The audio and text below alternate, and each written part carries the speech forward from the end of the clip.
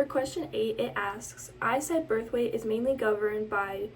duration of gestation and intrauterine growth rate.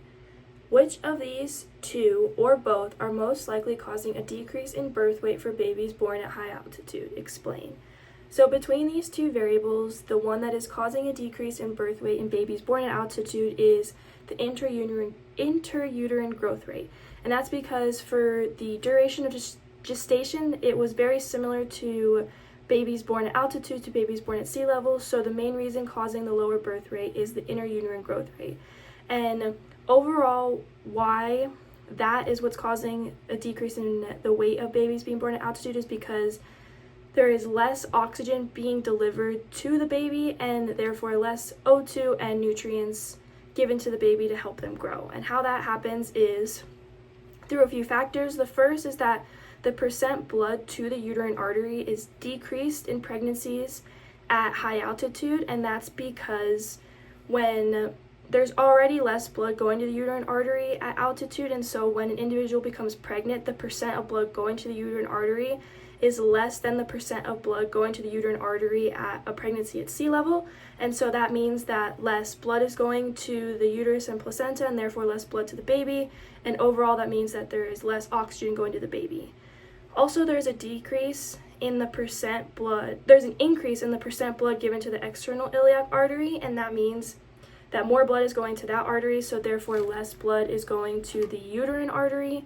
And so another factor that plays into the intrauterine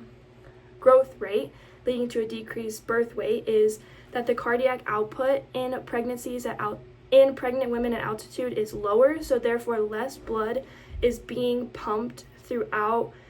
the body, and therefore less blood is being pumped to the uterus and placenta. And so again, that means that less oxygen is being delivered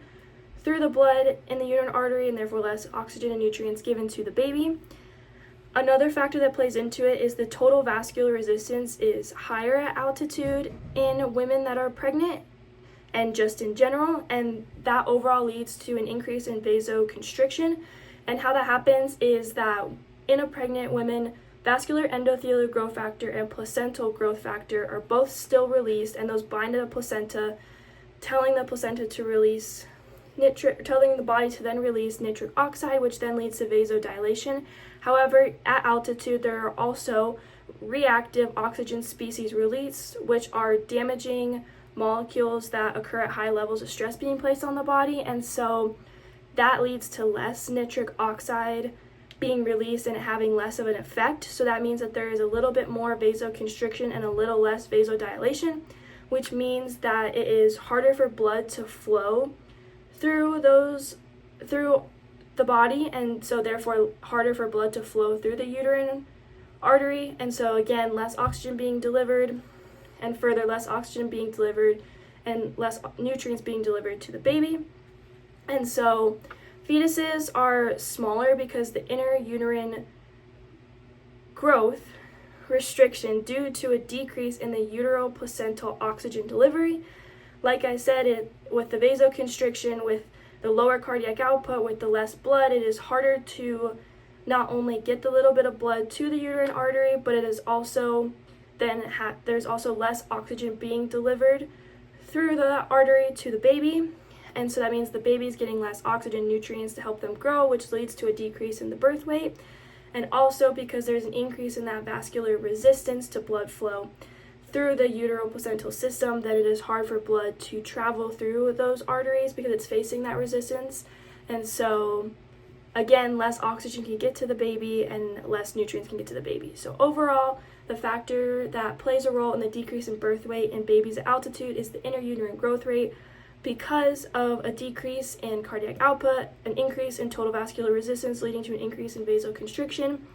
and less blood overall being sent to the uterine artery, which all leads to less oxygen delivery through the uterine artery, meaning the baby is receiving less oxygen and less nutrients to help it grow and gain more weight before